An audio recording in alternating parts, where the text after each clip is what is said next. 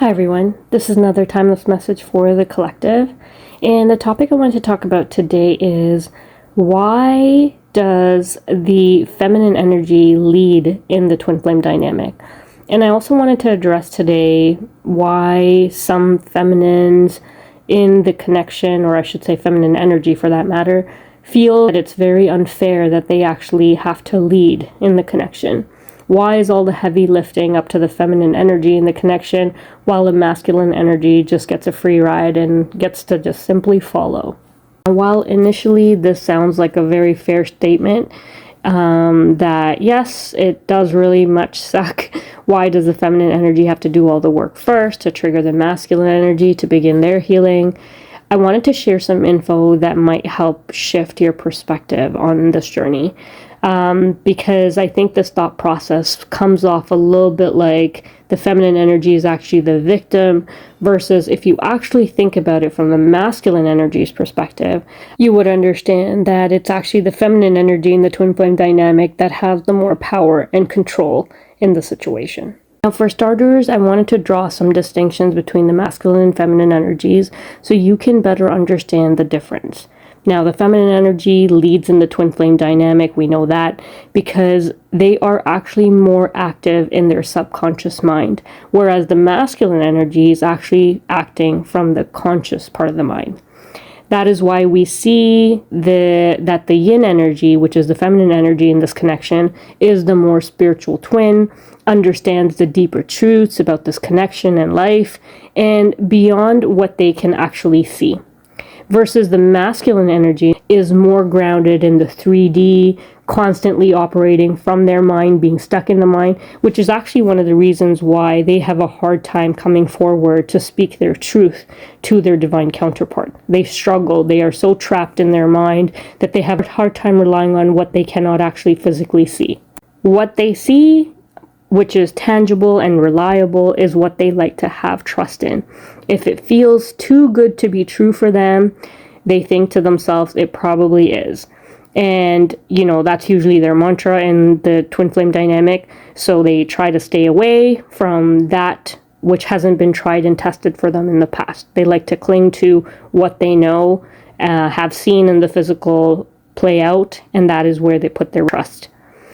If it's too new from previous circumstances, they believe that you are way better off not going there. Versus the feminine energy's mantra is, I love taking leaps of faith. If it feels good, it probably is. So very different in how they actually operate. Now, to answer why the feminine energy actually leads, well, the universe has actually been, designed for us to experience polarities. The universal law of polarity actually states that everything in the universe, as far as it is experienced with the mind, has a polar opposite. So we essentially need one to appreciate the other. So for example, you need dark to actually appreciate light. You need sadness to be able to appreciate happiness, etc. And that's how the universe actually maintains a balance. Only those that rise above the mind can actually collapse the duality and polarities.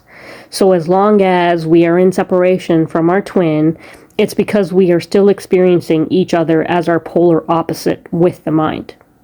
Now, we all have masculine and feminine energies within us. So what actually determines who is the feminine or masculine energy in the connection is it actually depends on the imbalances within us. So when you are activated on this journey, if you are predominantly carrying the feminine energy, then you will naturally lead in this connection. So hopefully that kind of helps you understand with a little bit more context in terms of how the masculine and feminine energy kind of varies. And now for this next part, I kind of wanted to talk about why it is that the feminine energy should really see this connection as one where they are in control and definitely have more power compared to their divine counterpart. Remember that the masculine energy doesn't quite understand this connection like you do. They are heavily operating from the mind in this connection and don't quite have access to their intuition like the feminine energy does. Therefore, they are running from you primarily because, the feminine energy is igniting some fear within them that they aren't ready to face. Now, because they're also not the spiritual twin in the dynamic, they aren't researching this connection and do not have an understanding of what's really going on. But they are still, unfortunately, forced to face the overwhelming energy that's being pushed in their direction from the feminine energy in the connection. We do know that the feminine energy does have their own challenges, but nevertheless, they experience it very differently. You have all sorts of guidance pushing and nudging you to discover what this connection is. You also have the beauty to work at your own pace in this connection, which unfortunately the masculine energy doesn't have. They can only shift when the feminine energy shifts in this dynamic. Now, to explain this a little better, I actually want to share a personal example with you. Now, when I actually was 16 years old and got my first job, I unfortunately had a situation where my elder brother, who was able to drive around, had to drive me to work. Now, I don't know if any of you can relate to this, but I had the most annoying elder brother. One that just kind of teased you at every moment they actually got. It was very annoying, but I remember that when I was running late to work on certain days, he would totally piss me off even more. So just to give you an example, when we would approach an amber light, he would purposely slow me down even more and let the light turn red. So me, who's already getting late for work, would be late even more. If I said I loved a particular song on the radio, he made sure that he changed the radio station and played something else that he liked. It was such an annoying situation that, in that moment, you are kind of dependent on the individual to kind of drive you around. They are leading, being in that driver's seat. However, you have no choice but to tolerate it.